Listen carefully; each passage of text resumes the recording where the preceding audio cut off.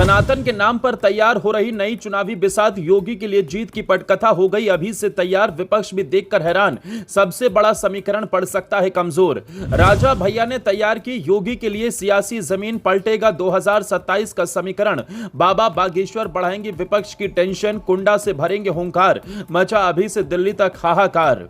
राजा भैया ने चला ऐसा दांव कि सियासी गलियारों में बढ़ गई हलचल। बाबा बागेश्वर की एंट्री से बदलेंगे समीकरण, विपक्ष के मंसूबों पर पानी फेरने की तैयारी, खुश हुए ब्रजभूषण। जी हां, जिसके बारे में विपक्ष ने सोचा भी नहीं था वो काम अब यूपी में होने जा रहा है, क्योंकि राजा भैया ने भी योगी को जिताने की अब ठान ली है, जिसकी चर्चा सियासी गलियारों में भी होने लगी है। क्योंकि चुनावी मौसम अभी पूरी तरह से शुरू नहीं हुआ, लेकिन उसकी आहट साफ सुनाई देने लगी।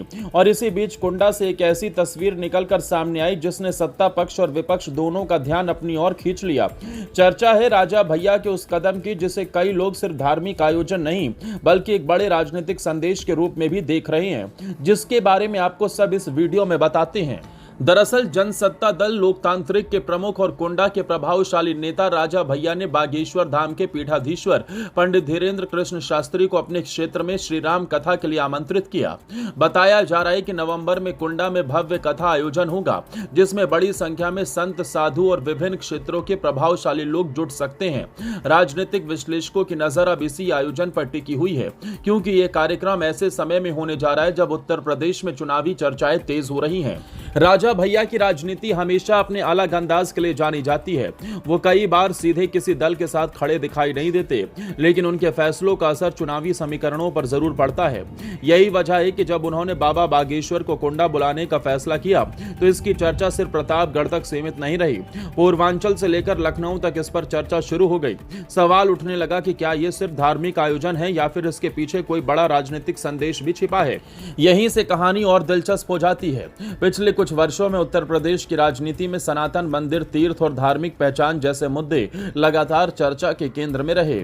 मुख्यमंत्री योगी आदित्यनाथ भी कई बार खुलकर धार्मिक और सांस्कृतिक मुद्दों पर अपनी राय रखते रहे हैं। अयोध्या के बाद मथुरा और काशी जैसे विषय भी राजनीतिक विमर्श का हिस्सा बने।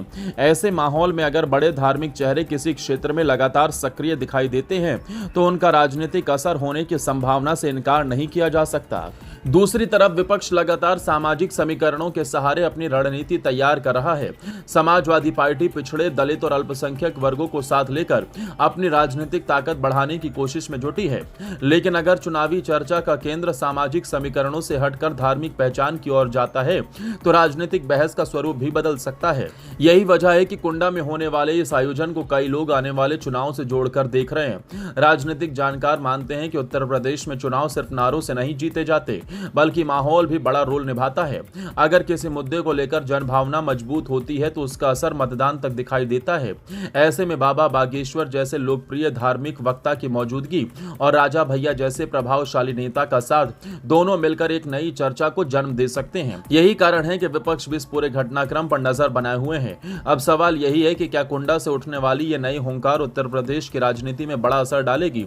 क्या राजा भैया और बाबा बागेश्वर का मन चुनावी माहौल को नई दिशा देगा या फिर विपक्ष अपने सामाजिक समीकरणों के सहारे मुकाबला करता रहेगा? फिलहाल इतना तय है कि 2027 की लड़ाई में अब सिर्फ जातीय गणित नहीं बल्कि भावनाओं और पहचान की राजनीति भी बड़ी भूमिका निभाने वाली है।